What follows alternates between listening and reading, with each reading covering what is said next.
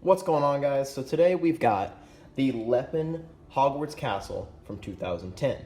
This is from the reboot of the Harry Potter line, well, at least the first reboot of the Harry Potter line that they did. They came up with some just phenomenal sets, and I didn't get a chance to get a lot of the really nice ones. So recently when I found out that you could get a Hogwarts Castle from AliExpress for about 50 bucks, I couldn't resist it. The original going price for this was around $130. It's got around 1,300 pieces in it. And let me tell you guys, before I even get into the review at all, if there's a set that you missed, or like some big set, some big direct-to-consumer set that you were just dying to get when you were younger and you just missed your shot on it, I highly recommend getting a Lepin version of it because the quality is just unparalleled on these. So let's take a look at the minifigures. Starting off here, we've got Harry and Hermione. Now, with these bootleg or these Lepin sets or these Chinese-made sets, the minifigures are never really the selling point. Even if the minifigures were the selling point for the initial set when it came out, the minifigures aren't going to be perfect if you get it from China or a bootleg or Lepin or AliExpress or whatever you want to say. That being said, I'm sure you've noticed by now that Harry looks a little off, and it's mainly just his hairpiece here. It sits a little too low on his head. Now, if you pull it up just a little bit, it looks fine. But the way it sits down on his head makes it just look wrong. It covers up the scar and everything. So that's not the greatest right there. But the torso print is phenomenal. Everything else is fine. Face print is fine. This figure's great other than the hairpiece, and if you have one of these hairpieces laying around, I highly recommend you just plop it on there because like I said, it sits a little too low on his head. So Hermione, nearly perfect minifigure. Now I have a official Hermione in my other room, and I was looking, and just the lips are a little thicker on this one, and you can kind of tell the difference, but hairpiece and everything, all the other prints look great. They're crisp on these bootleg figures, but sometimes the lines are a little bit thicker, causing them to you be able to differentiate them just a little bit. So now we're going to take a look at the Hogwarts staff that comes with this set, starting off with Professor Flitwick.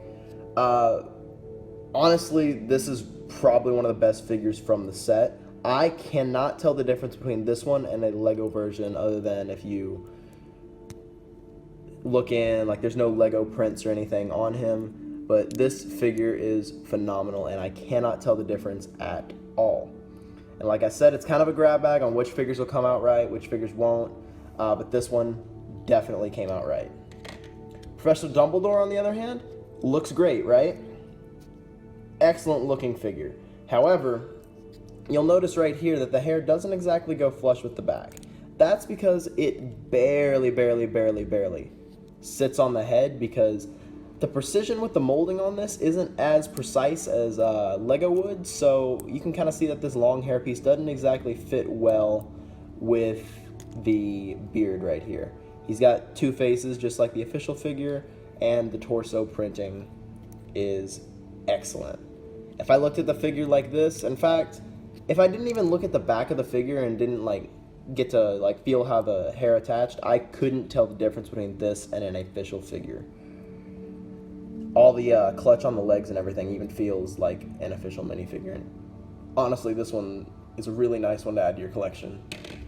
So here's Professor McGonagall. This one you can kind of tell the difference on. Not because of any of the prints or anything. All the prints are phenomenal. Mainly just because of the material that the cape's made out of. And that's an easy fix if you have a dark green cape laying around. But this is almost it's like a nylon. I don't really know how to describe it, but it's not as fabric-y as an official Lego one would be. It's thinner, and the colors tend to be a little bit off, and that's the case with all the capes in these bootleg sets or any bootleg figures that you get. And the thing is, a lot of the molds and everything, like if you don't have a green witch hat, you could put this on a Lego minifigure and it'd be totally fine, and you would never be able to tell the difference. But this is a great figure. It's just like the cape's a little bit off, so that's kind of a giveaway that this might not be official. So here we got Professor Snape. Excellent figure. The official Lego version I actually really like, and you saw right there, it's kind of hard to get the hair off because sometimes the head and the body don't clutch as well as they typically do with Legos, so the hair and the head will sometimes come off at once. Same kind of situation here with the cape, real thin. You can't really see through this one, that's just the reflections from the lights around me. But excellent torso printing. Not a lot going on with this figure, but then again, there's not a lot going on with Snape. Really good representation of Alan Rickman in Lego form. Possibly the best. Maybe not my favorite figure, because I do like the more cartoony representations of Snape in some of the earlier sets, but this one definitely does look like Snape in the movies. And here we've got Filch. He came with a key and a little lantern. This, I think, is on par with the Professor Flitwick figure. I even tried putting this hairpiece on Dumbledore, because it's the same hairpiece, but they have the same molding issue. Excellent torso printing, excellent leg printing. The legs are a little loose, so that might be a giveaway at the figure might not being as official as you would hope it to be. No back printing or anything. And then his cat. Couldn't tell the difference. Excellent figure. Now here's the bad guys. We've got 2 Dementors and Voldemort. Starting off with the Voldemort figure, this is just like the Voldemort figure that you're going to be getting in your current LEGO Dimensions set, as far as I know, and the Deathly Hallows set, I believe, where it came with like a tree and Hagrid and everything, that scene in the Forbidden Forest. That's the figure. I have the official version of this figure, and let me tell you, I can't tell the difference other than, once again, the cape material. Excellent figure overall. Now let's talk about the Dementors. Really, really great. The cape is what appears to be the correct material. It's kind of more like a felt rather than a nylon, so it gives a little bit better of like a sheen to it. Looking under there, real nice molds all over the skeleton for the Dementor. Black hood pieces. You've got one face with the mouth closed, one face with the mouth open. And I really don't have any complaints with these figures other than, like, I mean, it's an easy fix, I just haven't done it. The cape kind of, like, stands horizontal to the ground, and you gotta just kind of fold them out and make them go flush to the body. Once again, same situation on this. Really wonderful minifigures in the set, and I was pretty impressed. Now looking at the set as a whole. Sorry if it's not on the camera. We're going to bring each building up one by one, and we're going to take a look at it. My light box is only so big, so I can't exactly fit all of it in here. Looking at it from right here, I set this on top of my fridge in my apartment, and I have had a lot of people ask me. I always like to ask people who come by, what do you think's real and what do you think's fake? People usually never guess the Hogwarts. It's actually probably the Scooby-Doo castle that people guess is fake, which it's an official set that I own. But as you can see, there's really no visible differences in the quality of this set from the front, and quite honestly, not many from the back. So let's take a look at this right here. We got a piece coming up right there. All right. So the Hogwarts crest up here, great looking. Everything around here, even the stickers, look great, and I cannot tell the difference on the front. Backside though, this is where we're gonna have a few little discrepancies. We've got everything down here is fine. I believe this James Potter sticker right in there for Seeker, that I believe that was metallic in the actual set, and it's yellow here in the bootleg set. Staircase is great, no issues or anything. However, the Sword of Gryffindor up here, this is actually the wrong mold. It was the more rounded sword, but I can't really complain. And it was also chromed in the actual set. So that's something you're missing out on by getting the bootleg, but you're also saving hundreds of dollars. So can you really complain? I don't think so. We've got the sorting hat here. Quite honestly, I can't really... Let's get that focused up right there. Yeah. I don't have a problem with the print. It might be slightly like shifted down or something, but I don't really have a problem with it.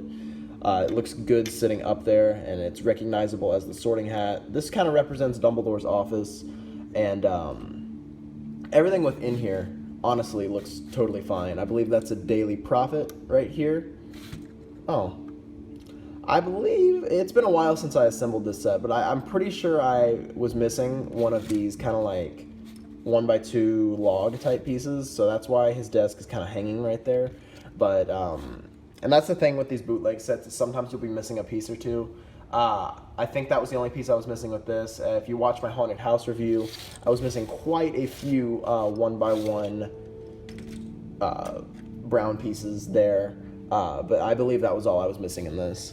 So taking a look at the Great Hall here, kind of upset that the new Hogwarts that they're coming out with is a Great Hall, because I kind of like this one more because it's got this really nice sand green, and even though the gray that they're using in the new Hogwarts set is more accurate, I'm really gonna hate to see that you can't like add on to your current Hogwarts setup without it looking kind of weird, and that I've already got a Great Hall here. That being said, that set's great. You got some really nice stained glass in here. All right, flipping this around. The Great Hall looks great. No visible differences at all here. These were stickers. I think the only issue with those is just my questionable sticker placement on those, but that is my fault. I do have an issue though. Some of these over here, these connectors, I've moved this set a few times. These connectors right here, they have a tendency to kind of come up or come off of each other, kind of like this joint right here will kind of pop off, but easy fix, just kind of got to snap it back together. And as I've said in these reviews before, the lock between these bricks and the assembly process between the Lepin bricks and everything is honestly indistinguishable from Lego in my opinion. So over here we've got kind of a tower with a lot of common rooms and everything. So here's going to be the Slytherin common room. This is very playsetty, but it's got a lot of details from within Hogwarts that I really admire. Got a set of armor right here. I guess you could consider this a minifigure as well. You flip this around, and you've got a book, just like in the official set. Actually, now I'm thinking about it, I probably was supposed to put this piece with the Sword of Gryffindor and the other piece here, but oh well, doesn't matter. Disregard what I said about the Sword of Gryffindor. Gryffindor common room up here, and then let's bring the camera up a little bit, and then we've got real nice owl prints here, and if you didn't get a chance to pick up the new owls from when they did the new Harry Potter line, this is a good way to get them. Yeah, that's kind of all I have to say about this particular building right here. So let's go ahead and bring over what I believe is supposed to represent the astronomy tower. So real good from the front. You've got your telescope on the top. You could go, spoiler alert, get Snape to kill Dumbledore up there. I believe this is supposed to be the like forbidden section of the library up here. It's kind of dumb in my opinion. These handcuffs don't particularly clip on well to the hooks right here, but they're supposed to be able to come off, and then you slide the section open and get the books. That's probably my least favorite part of this set, just because it's like kind of poorly executed in my opinion, but that's not an issue with bootlegs or anything. That's just an issue with Lego design. Oh man, I forgot what this is called in Harry Potter. It's been a hot minute, but I believe this is the closet thing from Prisoner of Azkaban, where your like greatest fear comes out of it or whatever. Let me know what that is down in the comments. I apologize for not knowing that, guys. I'm usually on top of these kind of things. But up here we've got the astronomy tower. Really nice kind of build for the telescope. I believe that's Dumbledore's one that I just had sitting up there. Yeah, this overall is just a phenomenal set. We will bring all this back together right now for you, just to give you another overview. And here in a sec, I'll pull out the instruction manual and show you guys what was going on with that, because in my opinion, it's pretty hilarious. All right, well, that's not in frame. Good enough. But yeah, the whole set just looks great. Sitting on top of my fridge with my other Harry Potter stuff, this just really completes the collection, and it's a set that I've been wanting probably since I was in like 4th grade when it came out. No, probably not, like 5th or 6th grade, I don't know. But I've been wanting this set from when it came out, and I was really upset that I never got a chance to get it, because it's probably one of my favorite sets of all time. I might be biased because I do like Harry Potter a lot, but I really, really enjoyed building this set and everything that came with it. It's kind of a dream come true. But here is the instruction manual. We've got Magic World. That's what I'm talking about, ladies and gentlemen. They do have it condensed a little bit. There's a few more steps per page, I believe, than there would be in a typical Lego manual, just so they can save on paper, save on everything. Oh no. Something I don't have with me right now. I believe it's somewhere in my closet, but there's the invisibility cloak. It looked like garbage in this set. It was the same kind of material, but it had a bunch of seams through it, and it was disgusting looking. So just remember that if you're excited about getting invisibility cloak when you get this set.